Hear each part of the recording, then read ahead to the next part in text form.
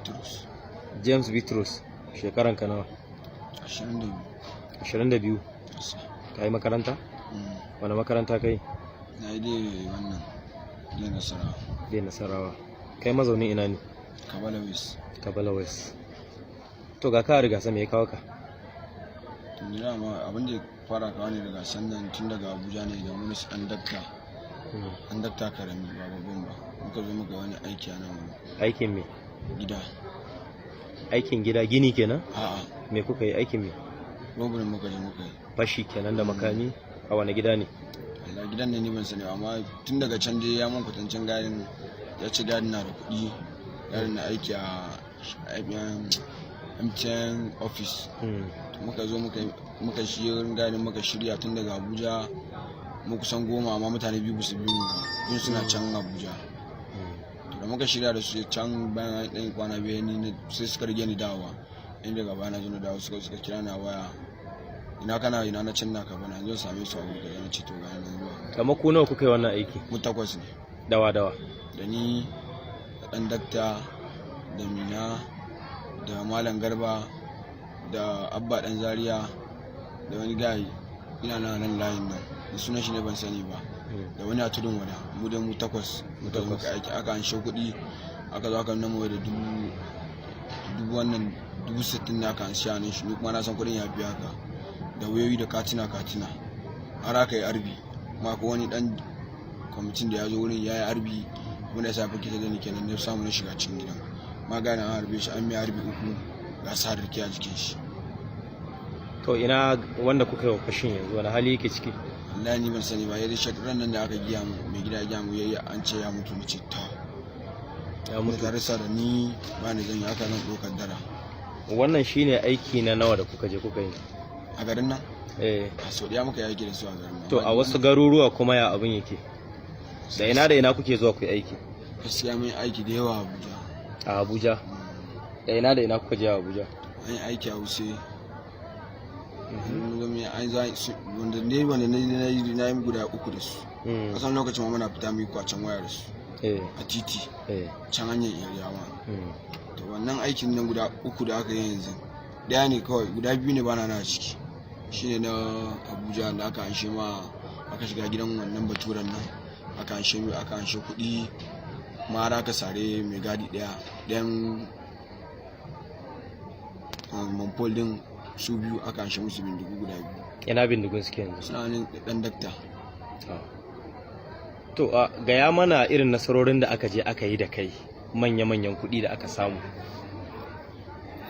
Wannan yi da na raba 30,000 da ni. A ina aka yi wannan?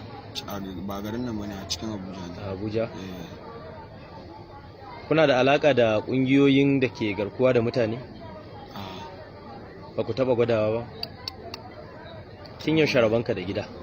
A gaskiya na dade. Iyayenka suna nan yanzu haka? A wani layi suke a Kabala?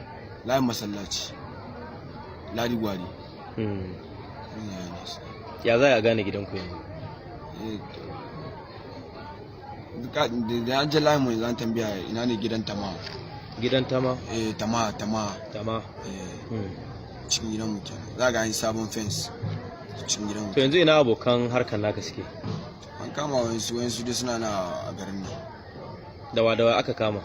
Da Mina ne da Abba ɗan Zaria da Malam Garba amma na ji sun ce wa Malam Garba ya gudu.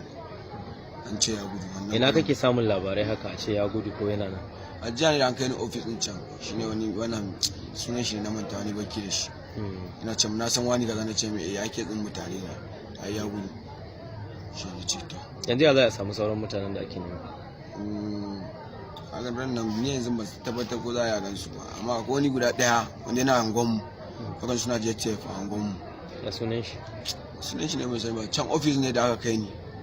Shi ne na mu kwatance. Ai ya gan su wani da wani ya ce mai to ai tare da su muke nima dama. Shi wai ba giya mai da wuri ba. To yanzu ban san ko ya je Kabalan bane ko bai je Kabalan ba. Yanzu da ayyukan nan da kuke zaka iya tuna mutum nawa ko kashe? Gaskiya ne ban taba sa na kashe mutum ba. Amma yan group ɗinku suna kashewa? Suna kashewa. Kamar da ina aka je kuka kashe mutum? Gaskiya kamar cikin garin Abuja dai suna kashewa uba. Ko? Wallahi saboda an kashe mai gadi a dai ido na dai na ga masu gadi sun kai 4. sun kai hudu. Me ke Hatta wannan mamfolin da aka yi mai aikin nan. Me ke sa kuna kashe mutum? Mutum bai bada kuɗi ba. Ok, in kuka tara mutum akan hanya bai bada kuɗi? A ba ne akan hanya ba, gida. Ok, in kun je gida ba kuɗi? Da me kuke kisa? Akwai bindiga, pistol. Shaki amfani shi. Ina kuka Amma samu aikin mu. A wannan injin din tun daga Port ne wani yamuri ya kawo musu shi. Ya kawo musu ko ya kawo muku? Ya kawo mana, aka ba shi kuɗi. Me kake rikewa kai idan za a fita? Ni kwata kawai rikewa, abinda ake yankan babu waya. Shi dan riken yanka babu waya. A shiga ciki. In an gama shiga ba kwatan kuma da mun da shanu. Mun gama aikin kuma in kowa ya shiga mota. In za kowa zai je tafi wurin da yake kwanciya. Shi a doka makaman a ba ma dan dakta karami. A ina sansanin ku yake a Abuja? Ina kuka fi zama? Wanda bridge ne. Wani bridge ne? Na Use. A ga shan tasa da wanda bridge. An taba kama ka? Ni a wurin. Ko a ina ka taba shiga hannun jami'an tsaro?